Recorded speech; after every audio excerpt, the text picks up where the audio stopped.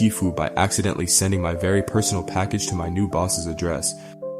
So, I recently started a new job, like really recently. Think orientation was still ongoing, everything was going smoothly. I was trying to make a good first impression, you know the drill. I've been living in a temporary apartment while waiting to find a permanent place closer to the office. During this time, I ordered some personal items online. Let's just say they are things you wouldn't want your grandmother, let alone your new boss, to accidentally open. I placed the order while at my temporary place, and in my sleep-deprived new job jitters state, I somehow managed to save my previous address as the default shipping address in my online shopping account. I didn't notice this during checkout because who actually double-checks the address every single time when you think it's saved? Famous last words, I know. Fast forward a few days and I get a text from an unknown number. It's a picture of a very discreetly packaged box sitting on a doorstep. The text read, "Is this yours?" Wrong address, I think.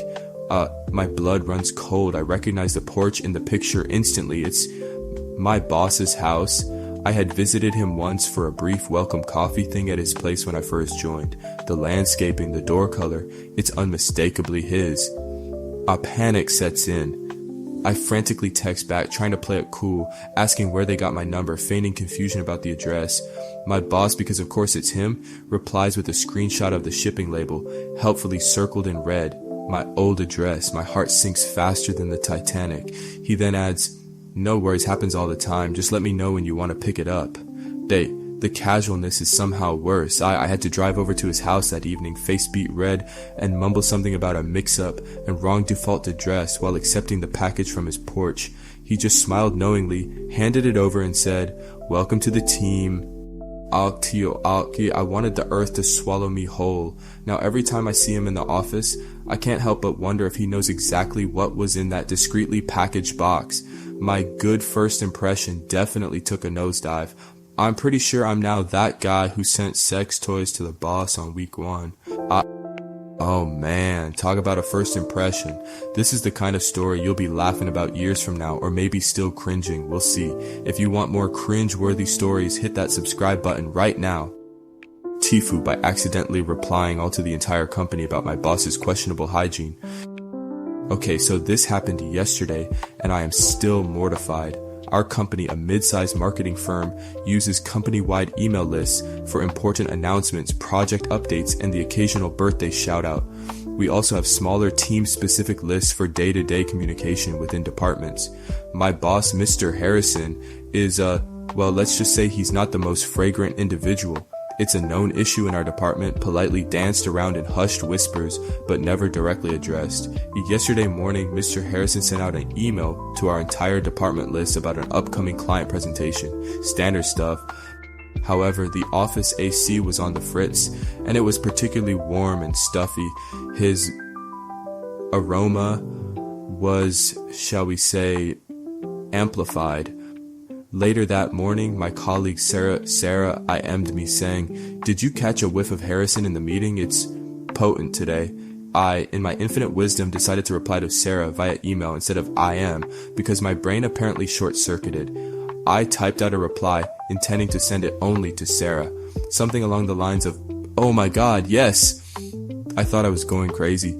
It's like a biohazard zone around his desk. Seriously considering wearing a hazmat suit to the next team meeting. Maybe we should subtly leave air fresheners around his office. Thinking I was being witty and discreet, I hit send. Then I noticed it. The dreaded reply all was highlighted in the to field. My stomach dropped to my toes. I had just sent a scathing email about my boss's BO to the entire department email list, including Mr. Harrison himself. I frantically tried to recall the email, but it was too late. The damage was done.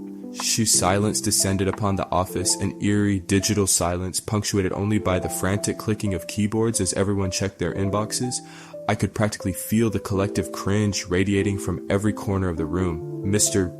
Harrison, bless his oblivious heart, didn't seem to notice anything amiss. He was humming cheerfully by the water cooler like nothing had happened. As Sarah IM'd me again, this time with a string of wide-eyed emojis and a single devastating word, RIP.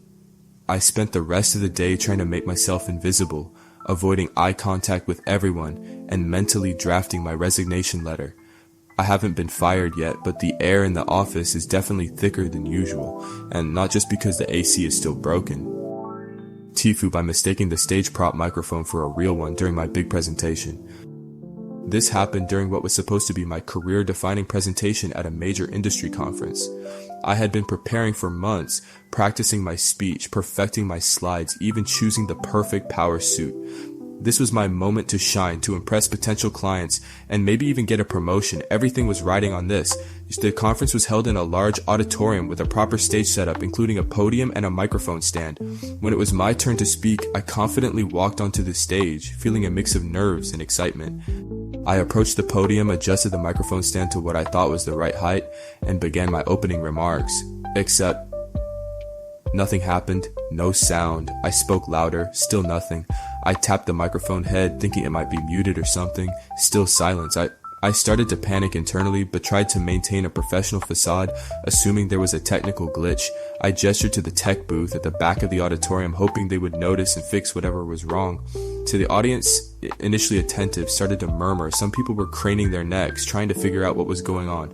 I could feel my face flushing red. The conference organizer, a kindly older gentleman, rushed to the stage looking concerned. He leaned in and whispered to me, "Are you having microphone trouble?" I nodded frantically, pointing at the microphone stand. He then did something that made my soul leave my body. He gently picked up the microphone from the stand and handed me a completely separate, handheld wireless microphone. Apparently the microphone on the stand was a prop, a purely decorative, non-functional piece of stage dressing. I had been enthusiastically gesturing and tapping at a fake microphone for a solid minute in front of hundreds of people. The realization hit me like a ton of bricks. The murmuring in the audience turned into barely suppressed laughter. My carefully crafted presentation, my moment to shine, had devolved into a comedy of errors. I managed to salvage the situation, switching to the handheld mic and delivering my presentation, albeit with a significantly diminished sense of confidence. The presentation itself went okay, but the opening debacle overshadowed everything. I'm now known as the prop mic girl at the office, and my chances of that promotion, well, let's just say they're probably as functional as that stage microphone. A prop microphone? That is just peak Tifu material right there, but seriously, we have all been there with public speaking nightmares, right? What is your biggest public speaking fail? Share it in the comments, let us have a laugh together. Tifu by accidentally setting my dating app profile to looking for marriage is a joke. So I've been using a dating app for a while now, mostly for casual dating, nothing too serious. My profile reflects that. Fun photos, a witty bio, all geared towards light-hearted connections. My friend, let's call him Mark, is also on the same app, but he's actively looking for something long-term, maybe even marriage. We often joke about our differing dating goals. The other night, Mark was over at my place and we were swiping through profiles together, making fun of cheesy bios and questionable photos, as you do. He was complaining about how everyone on the app seems to be just looking for hookups and how hard it is to find someone serious. To lighten the mood, I jokingly said maybe I should change my profile to looking for marriage and see what kind of reactions I get, just for laughs. Our Mark chuckled and dared me to do it. So still joking around, I went into my profile settings and changed my relationship goal to looking for marriage. We both had a good laugh about it, imagining the bewildered messages I might receive. Then we completely forgot about it. Fast forward to the next morning, I woke up to a notification avalanche. My dating app was blowing up like nuclear explosion levels of notifications.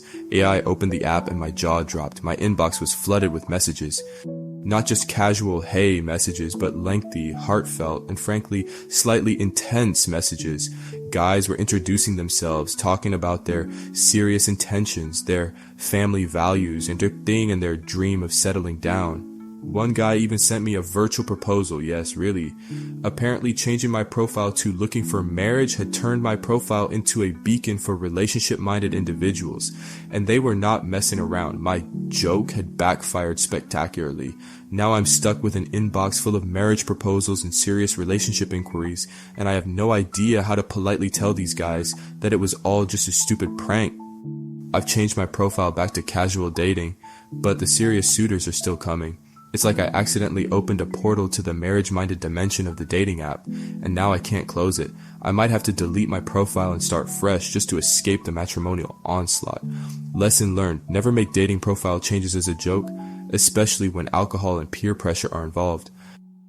Oh man, the marriage-minded dimension. That is dating app TIFU gold right there. For more stories like this, smash that subscribe button, tell me your favorite tifu in the comments, and have a fantastic day.